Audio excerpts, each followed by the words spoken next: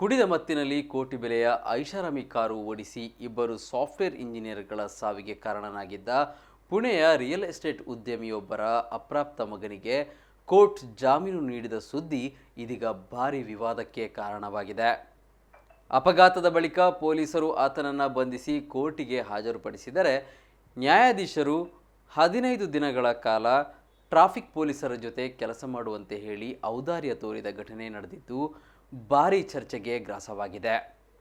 ಪುಣೆ ನಗರದ ಯರವಾಡದಲ್ಲಿ ಭಾನುವಾರ ನಸುಕಿನಲ್ಲಿ ಘಟನೆ ನಡೆದಿದ್ದು ಮಧ್ಯಪ್ರದೇಶ ಮೂಲದ ಟೆಕ್ಕಿಗಳಾದ ಅನೀಶ್ ಅವಾಧಿಯಾ ಮತ್ತು ಅಶ್ವಿನಿ ಕೋಸ್ಟಾ ಎಂಬ 24ರ ಹರೆಯದ ಯುವಕ ಯುವತಿ ಪ್ರಾಣ ಕಳೆದುಕೊಂಡಿದ್ದರು.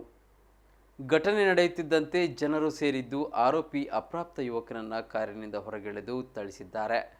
ಅನಂತರ ಪೊಲೀಸರು ಆರೋಪಿಯನ್ನು ವಶಕ್ಕೆ ಪಡೆದು ಪ್ರಕರಣ ದಾಖಲಿಸಿದ್ದರು. ಆರೋಪಿ ಇದೇ ಸಾಲಿನಲ್ಲಿ ದ್ವಿತೀಯ PUC ಪೂರೈಸಿದ್ದು 17 ವರ್ಷ 6 ತಿಂಗಳು ವರ್ಷದವನಾಗಿದ್ದು ಅತ್ತ ಅಪ್ರಾಪ್ತನೂ ಅಲ್ಲದೆ ಇತ್ತ ಪ್ರಾಪ್ತನೂ ಅಲ್ಲದ ಯುವಕ. ತನ್ನ ಗೆಳೆಯರೊಂದಿಗೆ ಪಬ್ ಒಂದರಲ್ಲಿ ನಡುರಾತ್ರಿವರೆಗೆ ಪಾರ್ಟಿ ಮಾಡಿದ್ದ. ಪಾರ್ಟಿ ಮುಗಿಸಿದ ಬಳಿಕ ಇನ್ನೂ ನೋಂದಣಿಯಾಗದ ಹೊಸತಾದ ಪೋರ್ಷೆ ಕಾರಿನಲ್ಲಿ ಹುಡುಗ ಮನೆಯ ಕಡೆಗೆ ಹೊರಟಿದ್ದಾನೆ. ಆದರೆ ಅತಿ ವೇಗದಲ್ಲಿ ಕಾರನ್ನು ಚಲಾಯಿಸಿದ್ದು ಮುಂದಿನಿಂದ ಸಾಗುತ್ತಿದ್ದ ಬೈಕಿಗೆ ಡಿಕ್ಕಿಯಾಗಿದ್ದಾನೆ. ಡಿಕ್ಕಿಯ ರಭಸಕ್ಕೆ ಬೈಕಿನಲ್ಲಿದ್ದ ಯುವಕ ಯುವತಿ ರಸ್ತೆಗೆ ಅಪ್ಪಳಿಸಿದ್ದು ಸ್ಥಳದಲ್ಲೇ ಸಾವಿಗೀಡಾಗಿದ್ದಾರೆ. ಘಟನೆಯ ವಿಡಿಯೋ ವೈರಲ್ ಆಗಿದ್ದು ಸಾರ್ವಜನಿಕ ವಲಯದಲ್ಲಿ ಭಾರೀ ಆಕ್ರೋಶಕ್ಕೀಡಾಗಿದೆ. ಪೊಲೀಸರು ಆರೋಪಿಯನ್ನು ಭಾನುವಾರ ಸಂಜೆ ರಜಾ ದಿನದ ಕೋರ್ಟ್ನಲ್ಲಿ ನ್ಯಾಯಾಧೀಶರ ಮುಂದೆ ಹಾಜರುಪಡಿಸಿದ್ದು ಕುಡಿದು ವಾಹನ ಓಡಿಸಿದ್ದ ಕಾರಣ ಆರೋಪಿಯನ್ನು ಮೇಜರ್ ಎಂದು ಪರಿಗಣಿಸಿ ಕಸ್ಟಡಿಗೆ ನೀಡುವಂತೆ ಕೇಳಿಕೊಂಡಿದ್ದರು.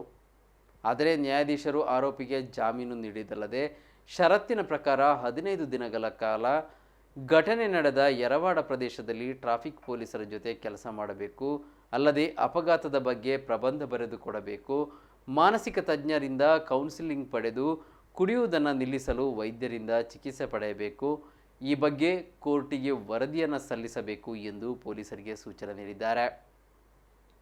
ಈ ರೀತಿ ಜಾಮೀನು ನೀಡಿದ್ದಕ್ಕೆ ಭಾರೀ ಆಕ್ರೋಶ ವ್ಯಕ್ತವಾಗಿದ್ದು ಪೊಲೀಸ್ ಇಲಾಖೆಯ ಹಿರಿಯ ಅಧಿಕಾರಿಗಳೇ ಕೋರ್ಟ್ ವಿರುದ್ಧ ಆಕ್ರೋಶ ವ್ಯಕ್ತಪಡಿಸಿದ್ದರು.